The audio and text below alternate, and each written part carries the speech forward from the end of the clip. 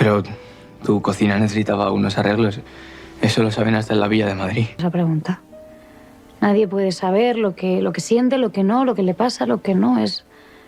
Pues está bien. Iré yendo a Palacio, pues.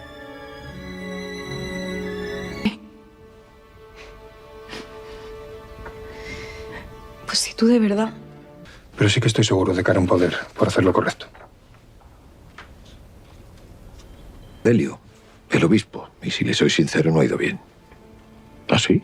¿No ha ido bien? ¿Qué ha ocurrido?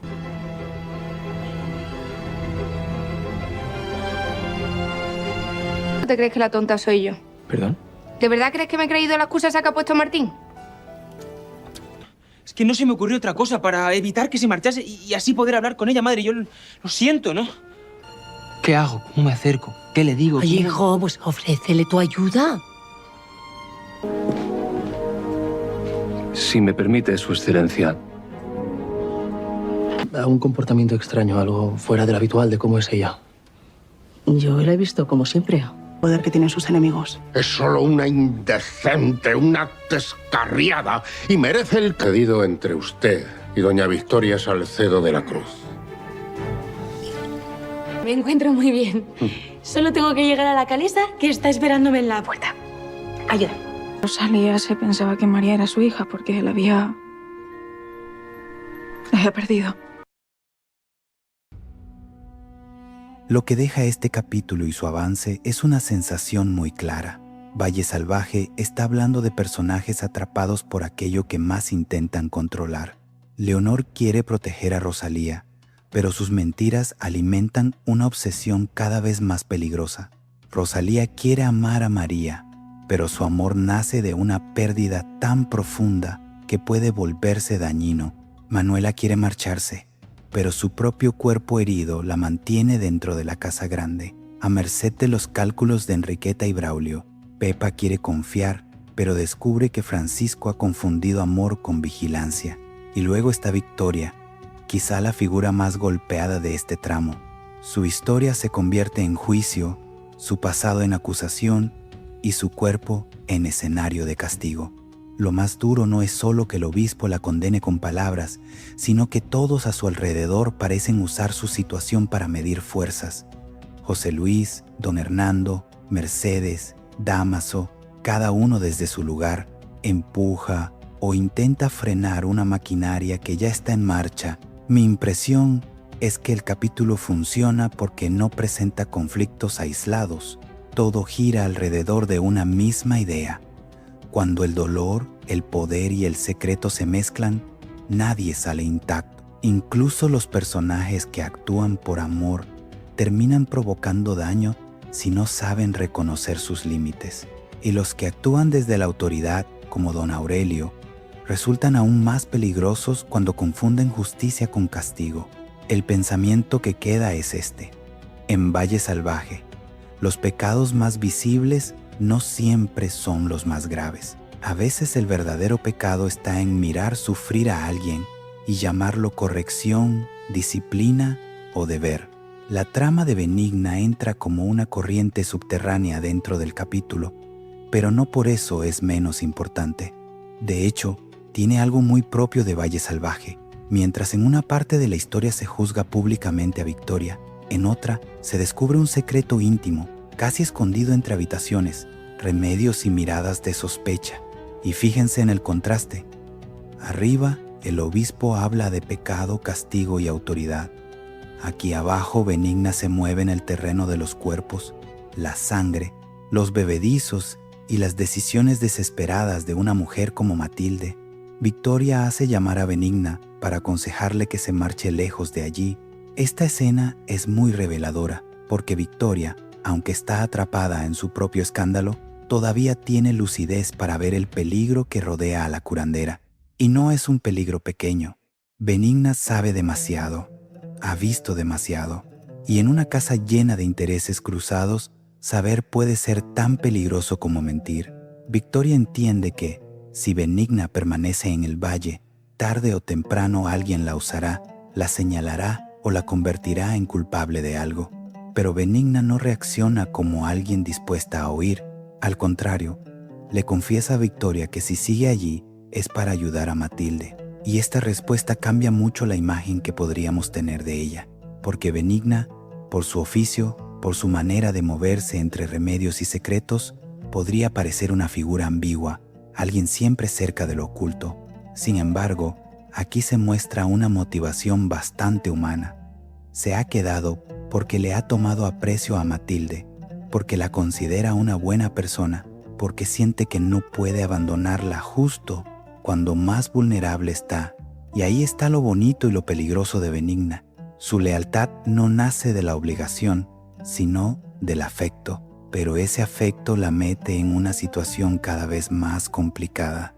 Ella quiere ayudar, sí, pero la ayuda en Valle Salvaje nunca es inocente del todo. Un remedio puede convertirse en prueba, un secreto puede volverse acusación, una visita nocturna puede cambiar el destino de varios personajes. Y Benigna, aunque tenga buenas intenciones, está pisando un suelo lleno de trampas. El momento en que empieza a sangrar añade una inquietud física muy fuerte a la escena. La sangre en este tipo de relatos nunca aparece como un detalle casual. Es alarma, señal, consecuencia. Nos recuerda que las decisiones no se quedan en palabras, que los cuerpos pagan lo que otros intentan ocultar. Si Matilde está involucrada en algo relacionado con un bebedizo, si su salud está en riesgo, si Benigna ha estado ayudándola en silencio, entonces la trama ya no puede seguir escondida mucho tiempo. Hay un límite para los secretos cuando el cuerpo empieza a hablar. Por eso resulta tan potente que, ya por la noche, Atanasio y Benigna vayan a ver a Matilde y la encuentren con el bebedizo en la mano. La imagen es sencilla, pero dramáticamente muy efectiva. No hace falta un gran discurso. No hace falta que alguien grite una confesión. Basta ver ese objeto en su mano para entender que la verdad ha quedado expuesta. El bebedizo deja de ser rumor, sospecha o posibilidad. Ahora existe ante testigos, y cuando un secreto aparece materializado así, en una mano temblorosa, ya no hay manera fácil de devolverlo a la sombra. Atanasio, además, no es un testigo cualquiera. Es un personaje que suele moverse con información, con cálculo, con esa capacidad de conectar hechos que otros prefieren no mirar de frente. Que él esté presente en ese descubrimiento aumenta el peligro, porque Benigna quizá puede sentir compasión por Matilde, pero Atanasio puede medir las consecuencias de otra manera. La pregunta que queda flotando es, ¿qué hará cada uno con lo que ha visto? ¿Protegerán a Matilde? ¿La confrontarán? ¿Intentarán ocultarlo? ¿O este hallazgo terminará alimentando otra cadena de acusaciones? Matilde, por su parte, queda en una posición profundamente vulnerable. La serie ya nos ha mostrado que no es una mujer movida por la maldad pura, sino por un dolor, una presión o una necesidad que todavía se sienten muy vivos. Tener el bebedizo en la mano no la convierte automáticamente en monstruo, pero sí obliga al espectador a mirarla con más preguntas. ¿Qué estaba dispuesta a hacer? ¿Hasta dónde llega su desesperación? ¿Y cuánto de todo esto nace de una voluntad propia o de un entorno que la empuja a medidas extremas? Lo que más me gusta de esta trama es que no se limita a decirnos «hay un secreto». Nos muestra cómo los secretos contaminan las relaciones. Victoria aconseja huir porque sabe que quedarse puede ser fatal. Benigna se queda porque quiere ayudar. Matilde oculta porque probablemente no ve otra salida. Atanasio descubre porque está donde no debería estar cualquiera. Y cada uno, desde su propio lugar, empuja la historia hacia un punto donde ya no bastará con buenas intenciones. La sección termina con esa sensación de puerta abierta a algo grave. El bebedizo ya no está escondido. Benigna ya no puede fingir que su ayuda es invisible. Matilde ya no está sola con su decisión. Y en una casa donde cada secreto tarde o temprano encuentra testigos, lo que acaba de ocurrir puede ser apenas el primer golpe de una revelación mucho más dolorosa. Y llegamos al punto más impactante del avance. El castigo público de Victoria. Todo lo que venía acumulándose en la trama religiosa, todas esas palabras sobre indecencia, mala fe, bigamia y obediencia, desemboca ahora en una imagen que parece diseñada para humillar antes incluso de castigar. Porque aquí ya no estamos únicamente ante una investigación, estamos ante una puesta en escena del poder. Y cuando el poder necesita escenario, público y símbolos enormes para imponerse, casi siempre es porque quiere dejar una marca que vaya más allá de la persona juzgada. Victoria está furiosa, y con razón. Siente que el obispo está siendo especialmente duro con ella, que no hay verdadera escucha, que su historia no se está valorando con humanidad. Lo que más le duele es pensar que don Aurelio, supuesto amigo de Mercedes, ha terminado actuando como enemigo. Por eso le dice a Dámaso que Mercedes es de esas personas que a la mínima te apuñalan por la espalda. Es una frase cargada de rabia, pero también de decepción. Victoria no solo se siente perseguida por el obispo, se siente traicionada por una red de relaciones en la que creía poder confiar. Y justo en ese momento entra Mercedes, que ha escuchado la conversación. La escena tiene ese tipo de incomodidad deliciosa para el espectador. Alguien habla desde el dolor, dice lo que quizá no habría dicho de frente, y la persona aludida aparece en el peor momento posible. Pero lo interesante es que Mercedes no queda como una simple traidora. Al día siguiente, cuando Dámaso le pregunta por su amigo, el obispo, insinuando que les ha fallado, ella responde desde una lectura mucho más fría del tablero. Les recuerda lo poderosos que son sus enemigos, José Luis y don Hernando. A ella no le sorprende lo que está pasando. Esa respuesta es clave. Mercedes no se muestra ingenua. Entiende que la amistad, en un mundo como este, no basta cuando hay intereses más grandes moviéndose por debajo. El obispo puede ser su amigo, sí, pero don Hernando y José Luis tienen peso, influencia, capacidad de maniobra, y eso nos obliga a mirar el caso de Victoria como algo más amplio que una disputa moral. Aquí hay política familiar, poder social, reputación aristocrática y un deseo clarísimo de que alguien pague. Don Aurelio llega entonces a una conclusión. Y la conclusión no parece compasiva. Quiere hacer pagar a Victoria por su indecencia. La llama descarriada y considera que merece el castigo más severo para que entienda lo que ha hecho. La palabra descarriada cae como una piedra porque no describe solo un acto, intenta definir a la persona entera. Es una etiqueta moral. Victoria deja de ser una mujer con una historia complicada, con un pasado roto y una situación excepcional, para convertirse en símbolo de pecado ante los ojos del obispo. Y aquí, el avance se vuelve verdaderamente inquietante. Bárbara, al ver lo que está sucediendo, corre a buscar a Mercedes. Le pide que no permita lo que le están haciendo a su tía Victoria. Esa reacción de Bárbara es importantísima porque nos devuelve una mirada humana dentro de una escena dominada por la autoridad. Don Aurelio habla de castigo, pero Bárbara ve a una mujer concreta siendo sometida.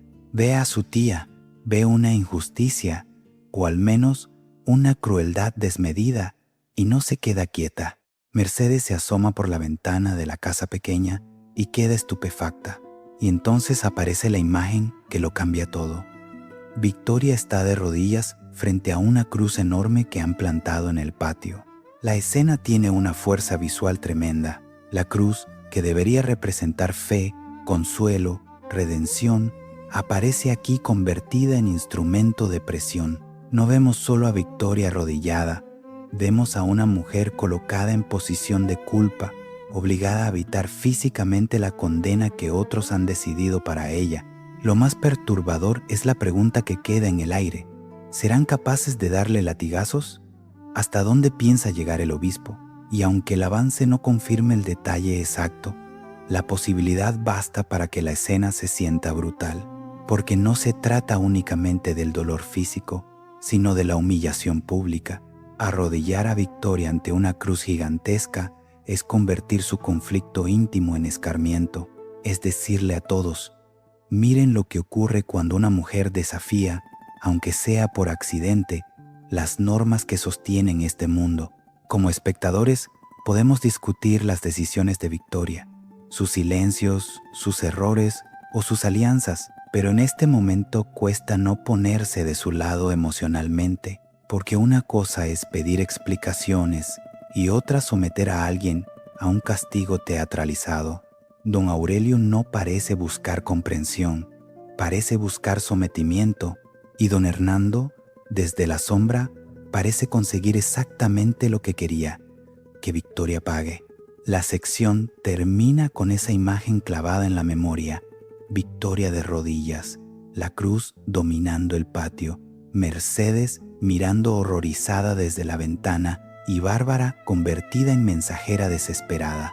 Es un cierre que deja al público con el corazón apretado, porque ya no preguntamos solo si Victoria será castigada. Preguntamos si alguien tendrá el valor de detener a tiempo una injusticia que se está cometiendo en nombre de la moral. Sección 2. Ahora fíjense en Rosalía, porque aquí la historia empieza a moverse hacia un terreno muy delicado.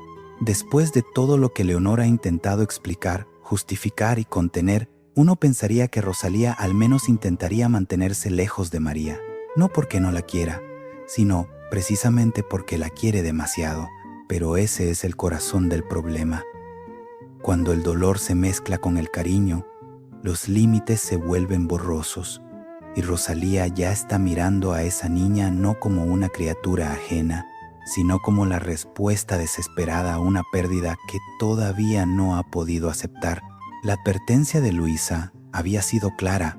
Rosalía debía alejarse de María para no obsesionarse, para no confundirse, para no repetir una tragedia emocional como la que ya vimos en otros personajes. Pero Rosalía no parece capaz de obedecer esa indicación, y la serie lo muestra de una manera muy inteligente. No la presenta como una mujer malvada ni como alguien que planea hacer daño. Al contrario, la vemos cuidando a María con una ternura que desarma. Ese es precisamente el detalle inquietante, porque lo que hace Rosalía nace de un amor real, pero también de una herida real, y cuando esas dos cosas avanzan juntas, el resultado puede ser imprevisible. Pedrito queda muy sorprendido al verla con la niña. Él observa cómo Rosalía cuida de María y le dice que se le da muy bien, y esa frase, que en otro contexto podría sonar dulce, aquí tiene un filo tremendo, porque sí, se le da bien. Rosalía sabe sostenerla, atenderla, mirarla con esa devoción de madre que no ha tenido dónde descansar desde la muerte de su propia hija.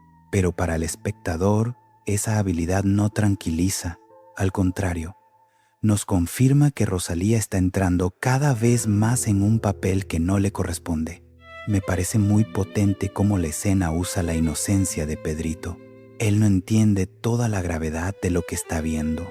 Para él, tal vez solo es una mujer cuidando bien a una niña. No carga con los secretos que cargan Leonor, Luisa o el público. No sabe medir el peligro emocional de esa cercanía, y por eso su comentario funciona casi como una alarma silenciosa. Cuando alguien inocente dice "se te da muy bien", nosotros escuchamos otra cosa. Esto puede crecer más de lo debido. Rosalía, por su parte, parece encontrar en María una especie de refugio.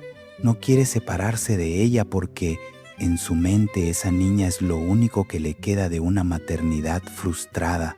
La pérdida de su bebé no fue solo una desgracia física, fue una ruptura de identidad. Rosalía fue madre por un instante dolorosísimo, pero no pudo ejercer ese amor, y ahora María aparece ante ella como una posibilidad de reparar lo irreparable. Ese es el tipo de ilusión que más peligro tiene, porque no se construye sobre la realidad, sino sobre una necesidad interna. Y fíjense en el detalle de Rafael.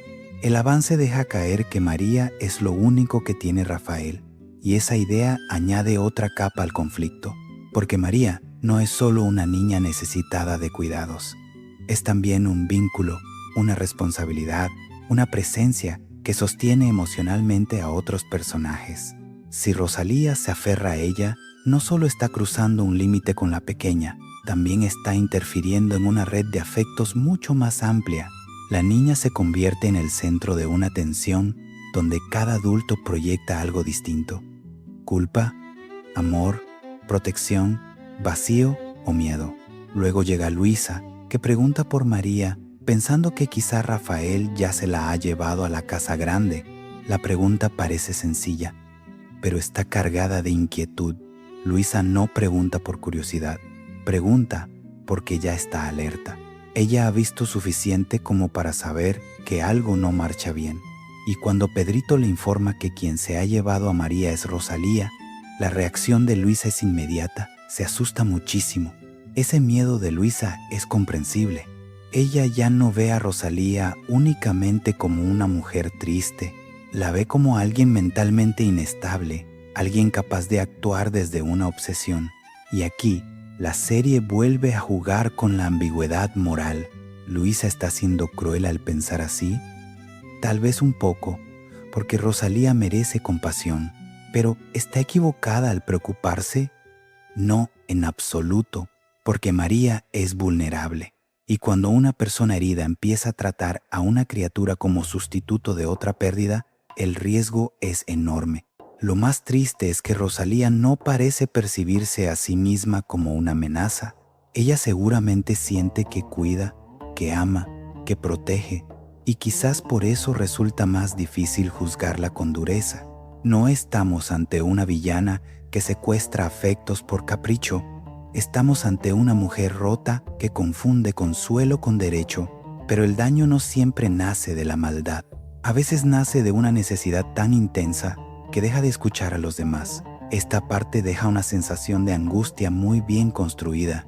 María está en brazos de alguien que la cuida con ternura, pero esa ternura está demasiado cargada de pérdida. Luisa empieza a ver el peligro. Pedrito no lo comprende del todo, y Leonor, aunque intenta controlar a su hermana, ya va un paso por detrás de los acontecimientos. Y cuando una niña queda atrapada en medio de adultos que callan, mienten o sufren demasiado, uno siente que el verdadero conflicto apenas está empezando.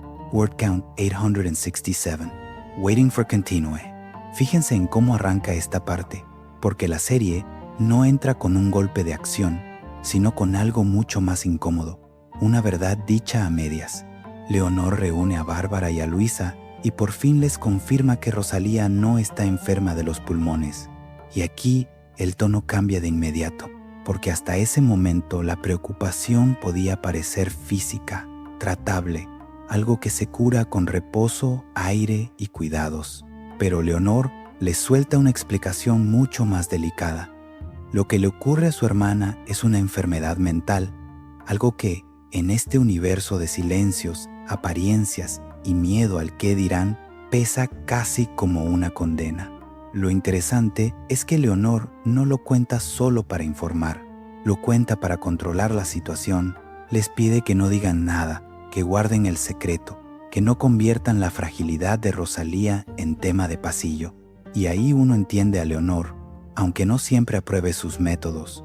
Ella está intentando levantar un muro alrededor de su hermana, pero ese muro está hecho de mentiras, excusas y desesperación. Como espectadores sentimos esa contradicción. Leonor protege, sí, pero también manipula, cuida, pero también decide por todos. Entonces llega la revelación que explica mucho del comportamiento de Rosalía. Leonor cuenta que su hermana perdió una criatura hace apenas 2 meses. Dio a luz a una niña muerta. Cuando escuchamos eso, todo lo que parecía extraño toma otra forma. La mirada perdida de Rosalía, su fijación con María, esa necesidad casi dolorosa de acercarse a la niña, ya no se perciben como un simple capricho. Hay una herida abierta, una maternidad rota antes de empezar y una mujer que no sabe dónde poner todo ese amor que se le quedó entre las manos. También se aclara por qué Leonor desapareció aquel día de manera tan abrupta. No fue un gesto misterioso sin razón, sino una urgencia terrible.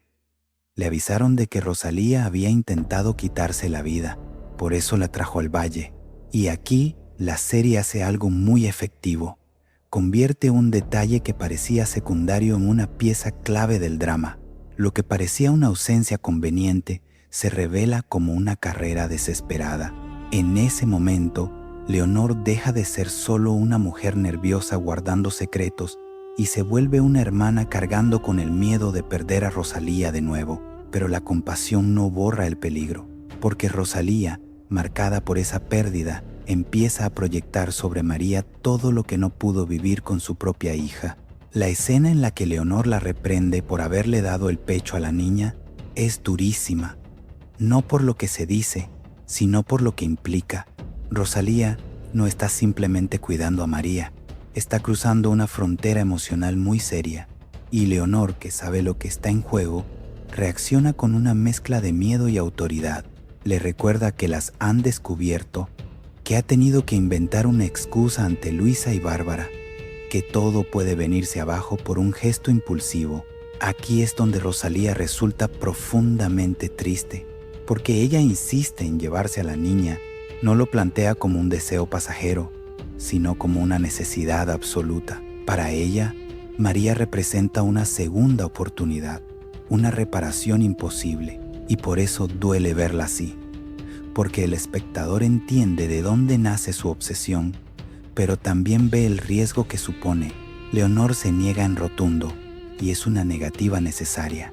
No pueden arriesgarse después de haber encontrado a la niña cuando ya la daban por perdida. María no puede convertirse en el consuelo de una tragedia ajena, por mucho que esa tragedia nos rompa el corazón. Al día siguiente, la tensión se viste de cortesía.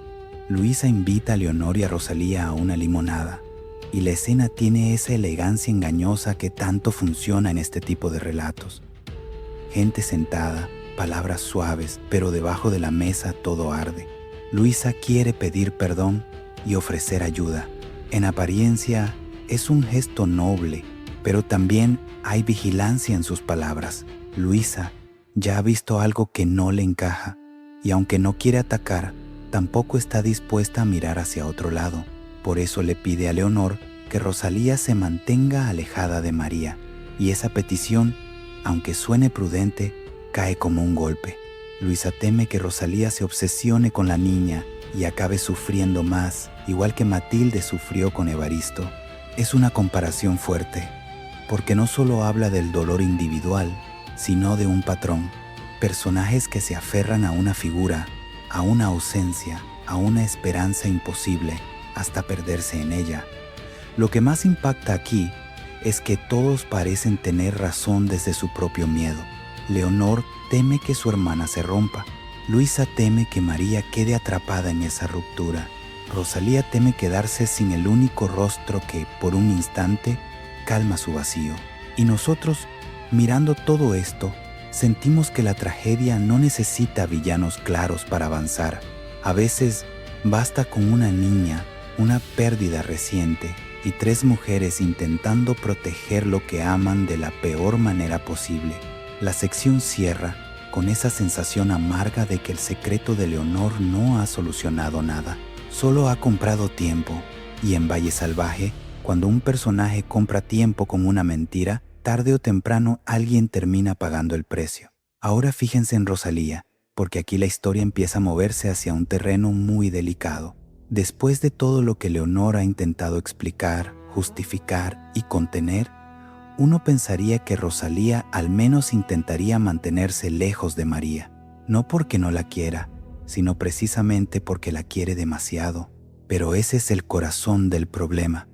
Cuando el dolor se mezcla con el cariño, los límites se vuelven borrosos, y Rosalía ya está mirando a esa niña no como una criatura ajena, sino como la respuesta desesperada a una pérdida que todavía no ha podido aceptar. La advertencia de Luisa había sido clara. Rosalía debía alejarse de María para no obsesionarse, para no confundirse, para no repetir una tragedia emocional como la que ya vimos en otros personajes. Pero Rosalía no parece capaz de obedecer esa indicación, y la serie lo muestra de una manera muy inteligente. No la presenta como una mujer malvada, ni como alguien que planea hacer daño. Al contrario, la vemos cuidando a María con una ternura que desarma. Ese es precisamente el detalle inquietante, porque lo que hace Rosalía nace de un amor real, pero también de una herida real, y cuando esas dos cosas avanzan juntas, el resultado puede ser imprevisible. Pedrito queda muy sorprendido al verla con la niña. Él observa cómo Rosalía cuida de María y le dice que se le da muy bien, y esa frase, que en otro contexto podría sonar dulce, aquí tiene un filo tremendo, porque sí, se le da bien. Rosalía sabe sostenerla, atenderla, mirarla con esa devoción de madre que no ha tenido dónde descansar desde la muerte de su propia hija. Pero para el espectador, esa habilidad no tranquiliza. Al contrario, nos confirma que Rosalía está entrando cada vez más en un papel que no le corresponde. Me parece muy potente cómo la escena usa la inocencia de Pedrito. Él no entiende toda la gravedad de lo que está viendo. Para él, tal vez solo es una mujer cuidando bien a una niña. No carga con los secretos que cargan Leonor, Luisa o el público. No sabe medir el peligro emocional de esa cercanía. Y por eso su comentario funciona casi como una alarma silenciosa. Cuando alguien inocente dice «se te da muy bien», nosotros escuchamos otra cosa. Esto puede crecer más de lo debido. Rosalía, por su parte, parece encontrar en María una especie de refugio. No quiere separarse de ella porque, en su mente, esa niña es lo único que le queda de una maternidad frustrada. La pérdida de su bebé no fue solo una desgracia física, fue una ruptura de identidad. Rosalía fue madre por un instante dolorosísimo, pero no pudo ejercer ese amor. Y ahora María aparece ante ella como una posibilidad de reparar lo irreparable. Ese es el tipo de ilusión que más peligro tiene, porque no se construye sobre la realidad, sino sobre una necesidad interna. Y fíjense en el detalle de Rafael. El avance deja caer que María es lo único que tiene Rafael, y esa idea añade otra capa al conflicto, porque María no es solo una niña necesitada de cuidados.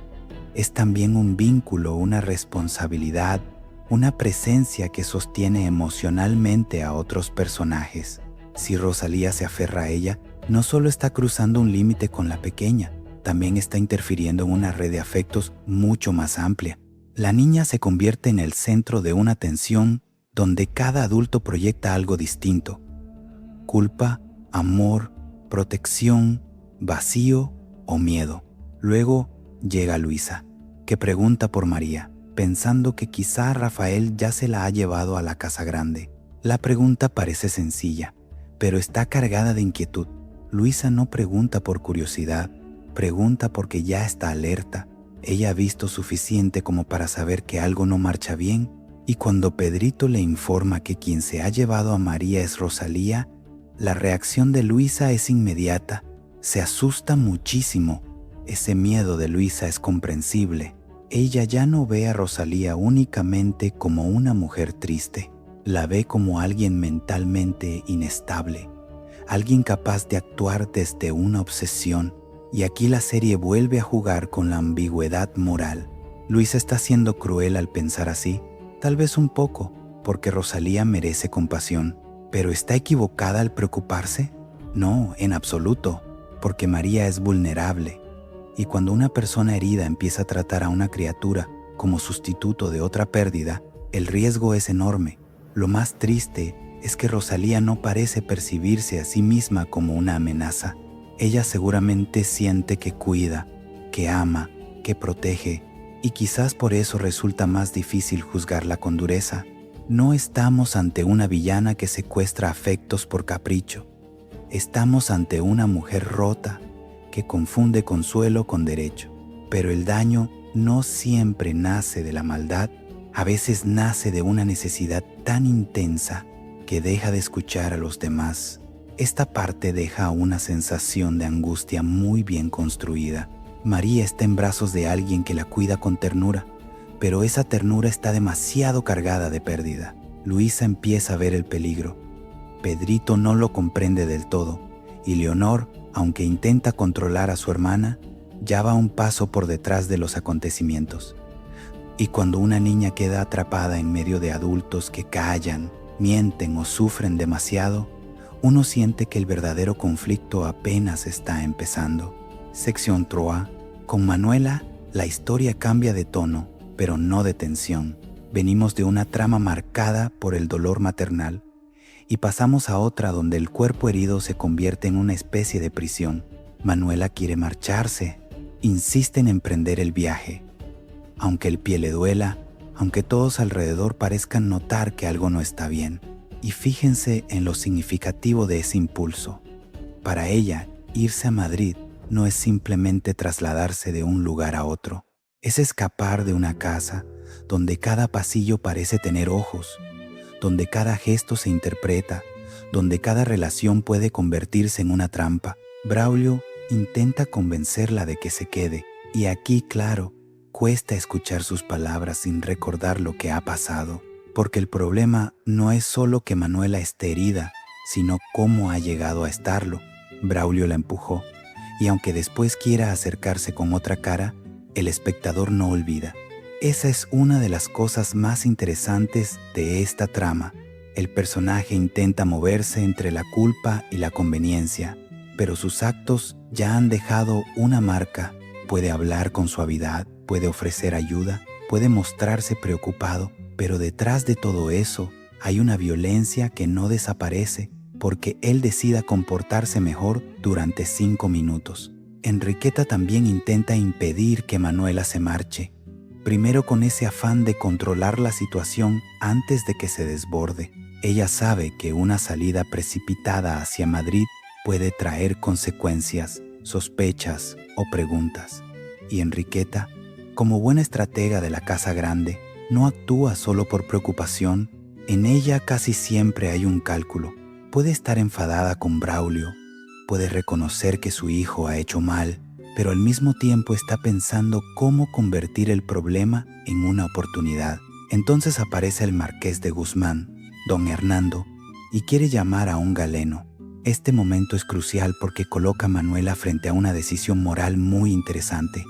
Puede delatar a Braulio, puede decir la verdad, puede señalar directamente al responsable de su lesión, pero no lo hace. Dice que se ha tropezado, y ahí la escena se vuelve amarga, porque su silencio habla más que una acusación. ¿Por qué calla Manuela? Tal vez por miedo, tal vez por cansancio, tal vez porque entiende que enfrentarse abiertamente a Braulio dentro de esa casa sería meterse en una guerra que no sabe si puede ganar. Como espectadores, ese silencio nos incomoda. Uno quiere que Manuela diga la verdad, que rompa el cerco, que obligue a todos a mirar de frente lo que ocurrió. Pero la serie entiende bien que en estos mundos la verdad no siempre libera de inmediato. A veces la verdad te deja más expuesto. Manuela está en una posición vulnerable, herida, retenida, rodeada de personas con intereses propios. Y en ese contexto, callar puede parecer la única forma de conservar algo de control, aunque sea un control frágil y doloroso. Después de que el galeno la examine, don Hernando establece que debe guardar reposo, así que Manuela no puede marcharse a Madrid. Y fíjense en la ironía cruel, lo que ella quería evitar, quedándose lejos de ese ambiente, ahora se vuelve inevitable. Su propio cuerpo la obliga a permanecer en el lugar del que quería huir. El pie lesionado no es solo un problema físico, narrativamente es una cadena. La casa grande la retiene y cada día de reposo puede convertirse en un nuevo espacio para que otros intenten influir sobre ella. Cuando Enriqueta se queda a solas con Braulio, lo reprende por haber empujado a Manuela. Y uno podría pensar, por un segundo, que aquí viene una toma de conciencia real, pero no. Enriqueta no se queda en la gravedad del acto. No parece centrarse en el daño que Manuela ha sufrido, sino en cómo debe manejarse la situación a partir de ahora. Braulio le dice que no volverá a acercarse a ella, como si la distancia fuera una forma sencilla de resolverlo todo. Pero Enriqueta no quiere eso. Ella quiere que se acerque, que le ofrezca ayuda, que parezca servicial. Este detalle dice muchísimo de Enriqueta. Para ella, la reparación no nace necesariamente del arrepentimiento, sino de la imagen. Braulio debe mostrarse útil, amable, considerado. Debe reconstruir su nombre, no necesariamente su conciencia. Y ahí la serie nos deja ver el mecanismo interno de ciertos personajes. No piensan en términos de justicia, sino de estrategia. Si hay una grieta, la tapan. Si hay una falta, la maquillan. Si hay una víctima, intentan convertirla en parte del plan. Por eso, cuando Braulio le propone a Manuela que, cuando se recupere un poco, podrían ir juntos al teatro, la escena tiene un doble filo. En la superficie es una invitación galante, casi amable, pero nosotros sabemos de dónde viene. Sabemos que Enriqueta le ha insistido en encontrar la manera de acercarse a ella, aprovechando los días de descanso en la casa grande. Y entonces la invitación deja de sonar romántica para sonar peligrosa. No porque ir al teatro sea malo, sino porque detrás hay una intención calculada. Manuela queda en una posición complicada. Si rechaza a Braulio, puede tensar aún más la convivencia. Si acepta, se acerca a alguien que ya le ha hecho daño. Y esa es la trampa elegante de esta trama. No necesita gritos para resultar inquietante. Basta una lesión, una mentira piadosa, una madre manipuladora y una invitación aparentemente inocente para que sintamos que Manuela está caminando, incluso sin poder caminar bien, hacia un terreno cada vez más resbaladizo. Con Manuela la historia cambia de tono, pero no de tensión. Venimos de una trama marcada por el dolor maternal y pasamos a otra donde el cuerpo herido se convierte en una especie de prisión. Manuela quiere marcharse, insiste en emprender el viaje, aunque el pie le duela, aunque todos alrededor parezcan notar que algo no está bien. Y fíjense en lo significativo de ese impulso. Para ella, irse a Madrid no es simplemente trasladarse de un lugar a otro, es escapar de una casa donde cada pasillo parece tener ojos, donde cada gesto se interpreta, donde cada relación puede convertirse en una trampa. Braulio intenta convencerla de que se quede, y aquí, claro, cuesta escuchar sus palabras sin recordar lo que ha pasado, porque el problema no es solo que Manuela esté herida, sino cómo ha llegado a estarlo. Braulio la empujó, y aunque después quiera acercarse con otra cara, el espectador no olvida. Esa es una de las cosas más interesantes de esta trama. El personaje intenta moverse entre la culpa y la conveniencia, pero sus actos ya han dejado una marca. Puede hablar con suavidad, puede ofrecer ayuda, puede mostrarse preocupado, pero detrás de todo eso hay una violencia que no desaparece porque él decida comportarse mejor durante 5 minutos. Enriqueta también intenta impedir que Manuela se marche, primero con ese afán de controlar la situación antes de que se desborde. Ella sabe que una salida precipitada hacia Madrid puede traer consecuencias, sospechas o preguntas, y Enriqueta, como buena estratega de la casa grande, no actúa solo por preocupación. En ella casi siempre hay un cálculo. Puede estar enfadada con Braulio, puede reconocer que su hijo ha hecho mal, pero al mismo tiempo está pensando cómo convertir el problema en una oportunidad. Entonces aparece el marqués de Guzmán, don Hernando, y quiere llamar a un galeno. Este momento es crucial porque coloca a Manuela frente a una decisión moral muy interesante. Puede delatar a Braulio, puede decir la verdad, puede señalar directamente al responsable de su lesión, pero no lo hace. Dice que se ha tropezado, y ahí la escena se vuelve amarga, porque su silencio habla más que una acusación. ¿Por qué calla Manuela? Tal vez por miedo, tal vez por cansancio, tal vez porque entiende que enfrentarse abiertamente a Braulio dentro de esa casa sería meterse en una guerra que no sabe si puede ganar. Como espectadores, ese silencio nos incomoda. Uno quiere que Manuela diga la verdad, que rompa el cerco, que obligue a todos a mirar de frente lo que ocurrió, pero la serie entiende bien que en estos mundos la verdad no siempre libera de inmediato. A veces la verdad te deja más expuesto. Manuela está en una posición vulnerable, herida, retenida, rodeada de personas con intereses propios. Y en ese contexto callar puede parecer la única forma de conservar algo de control, aunque sea un control frágil y doloroso. Después de que el galeno la examine, don Hernando establece que debe guardar reposo, así que Manuela no puede marcharse a Madrid, y fíjense en la ironía cruel.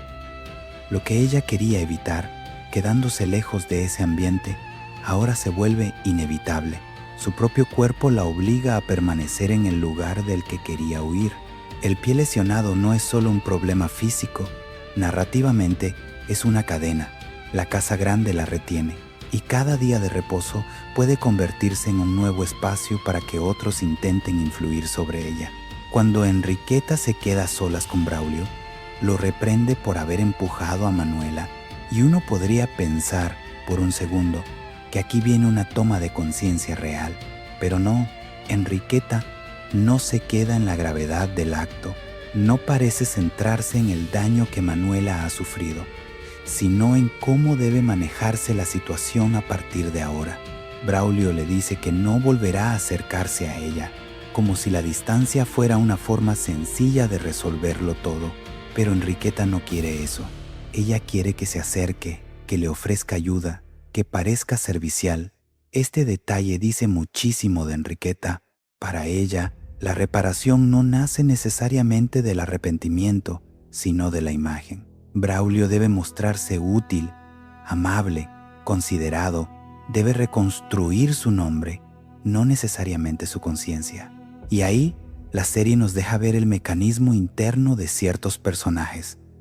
No piensan en términos de justicia, sino de estrategia. Si hay una grieta, la tapan. Si hay una falta, la maquillan. Si hay una víctima, intentan convertirla en parte del plan. Por eso, cuando Braulio le propone a Manuela que, cuando se recupere un poco, podrían ir juntos al teatro, la escena tiene un doble filo. En la superficie es una invitación galante, casi amable, pero nosotros sabemos de dónde viene. Sabemos que Enriqueta le ha insistido en encontrar la manera de acercarse a ella, aprovechando los días de descanso en la casa grande. Y entonces la invitación deja de sonar romántica para sonar peligrosa. No porque ir al teatro sea malo, sino porque detrás hay una intención calculada. Manuela queda en una posición complicada. Si rechaza a Braulio, puede tensar aún más la convivencia. Si acepta, se acerca a alguien que ya le ha hecho daño. Y esa es la trampa elegante de esta trama. No necesita gritos para resultar inquietante.